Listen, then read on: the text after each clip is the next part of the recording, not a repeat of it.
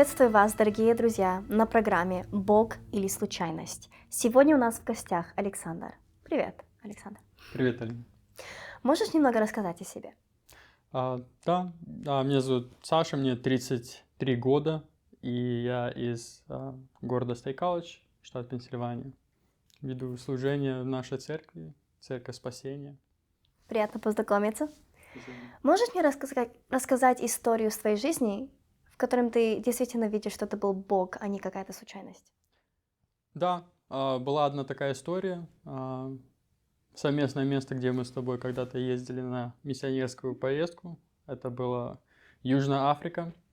А, Это была моя третья поездка, когда я поехал на полгода. И в связи с особыми обстоятельствами на миссионерской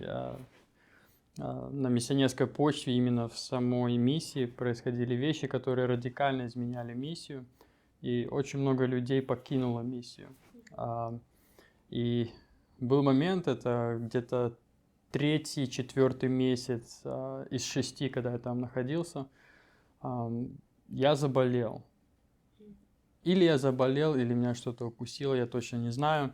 Но у меня начали проявляться симптомы гриппа. И гриппом даже это очень мягко назвать. Мне сначала начинался с гриппа, температура, типичные ломки.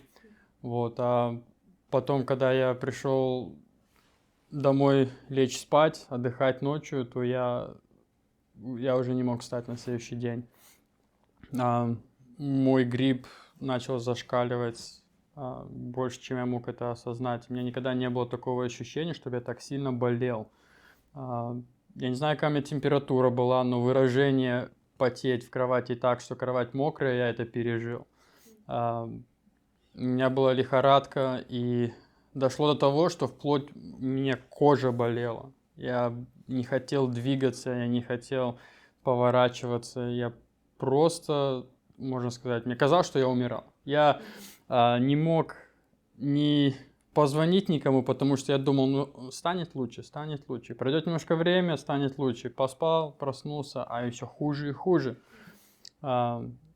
И дошло вплоть до того, что я не мог повернуться уже. И мне казалось, что действительно все, я отслужился, как говорят, на миссии. Я начал в разуме со всеми прощаться. В разуме начал со всеми извиняться, каяться. И посетила одна такая мысль, надежда, что вот у них есть уборщицы, которые каждое утро приходят, убираются дома. Я думаю, вот сейчас она зайдет, увидит, что я еще лежу, то, может быть, там подойдет, что-то посмотрит.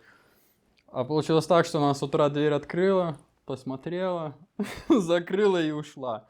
Я опять весь день пробыл в кровати вот в таких мучениях гриппа. Я действительно подумал, что все это конец.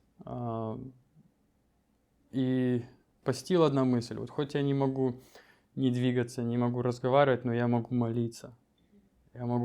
И я в мыслях начал просто молиться. Молиться, и вот как мы сегодня слышали, братья говорили о том, насколько важно прославлять Бога. Я в молитве просто начал прославлять Бога. И с этими словами в разуме я заснул. Утром я проснулся, и как ничего не бывало.